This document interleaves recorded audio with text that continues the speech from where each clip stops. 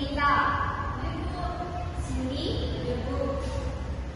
Muji, Roji, Yulita.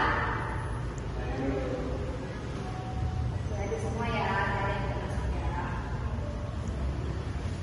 Baik, hari ini kita akan belajar tentang persebaran flora dan fauna di Indonesia.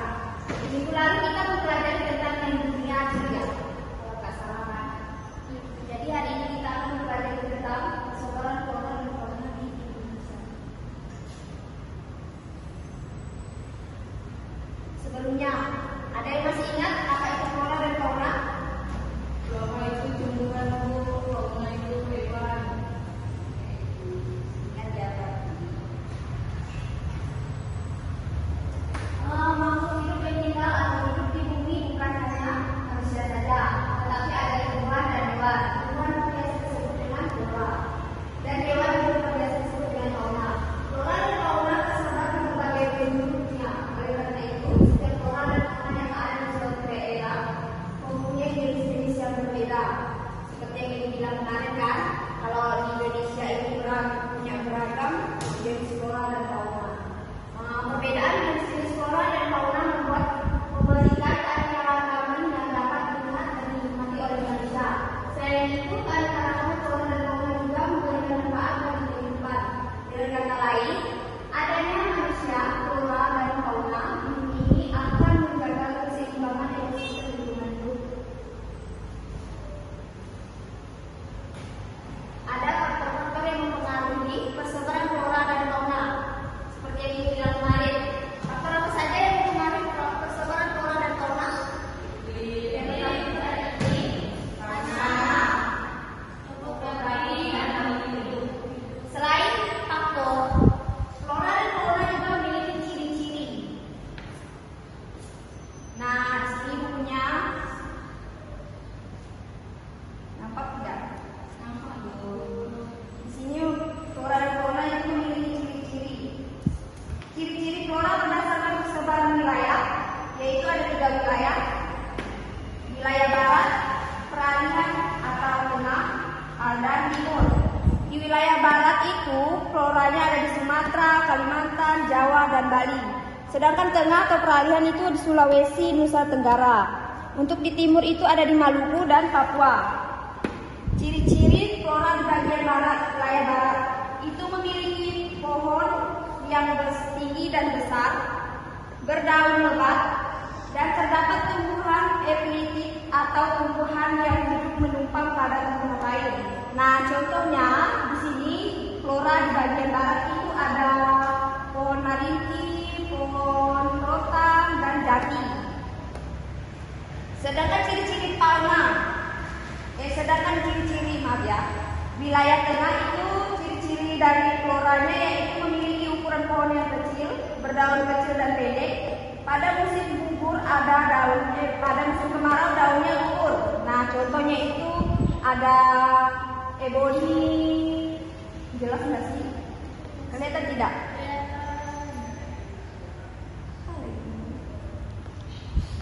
Lomuse dan candana. Untuk di wilayah ini sendiri itu memiliki bentuk yang sejajar. Terdapat tumbuhan palma seperti pohon kelapa, dan terdapat tumbuhan yang jadinya rempah-rempah. Nah, contohnya itu ornia, sagu, dan pala. Itu di bagian timur.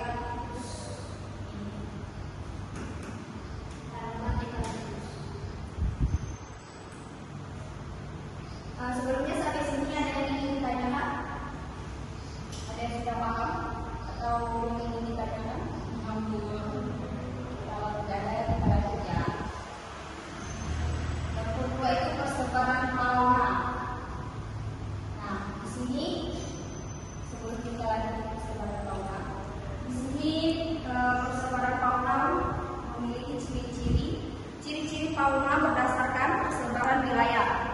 Sama juga, fauna ini dibagi menjadi 3 wilayah juga, barat, peralihan, dan timur. Contoh dari persebaran fauna berdasarkan peta di daerah barat, yaitu gajah, monyet, dan harimau. Nah, untuk wilayah barat ini, dia itu memiliki ciri-ciri fauna, yaitu yang wilayah barat memiliki mamalia yang berukuran besar, terdapat berbagai jenis kera dan reptil.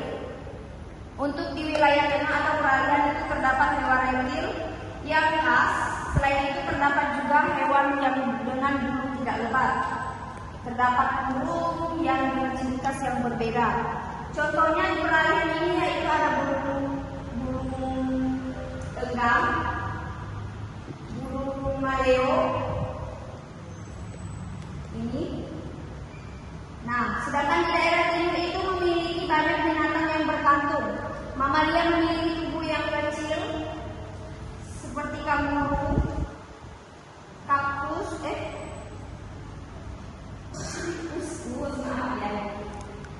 dan burung cendrawasih.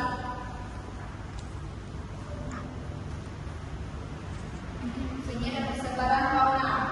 Mengenalkan geologis telah menyebabkan adanya persamaan fauna di wilayah Indonesia bagian barat dengan wilayah Asia, dan fauna Indonesia bagian timur dengan wilayah Australia. Menurut peneliti yang dilakukan oleh LIPI atau biasa disingkat dengan Lembaga Ilmu Pengetahuan Indonesia pada tahun 2014,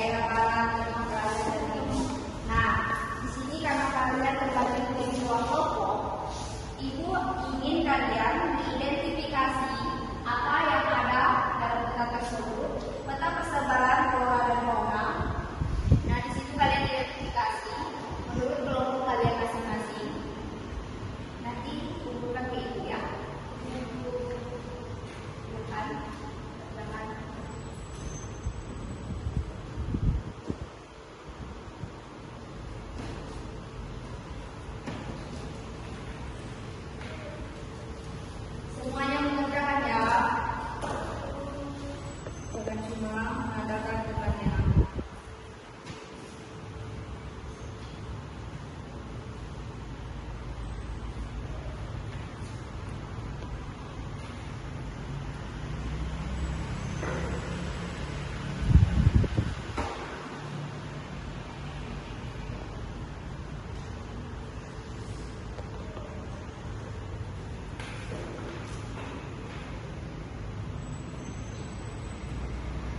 Jika sudah, kumpulkan ke depan.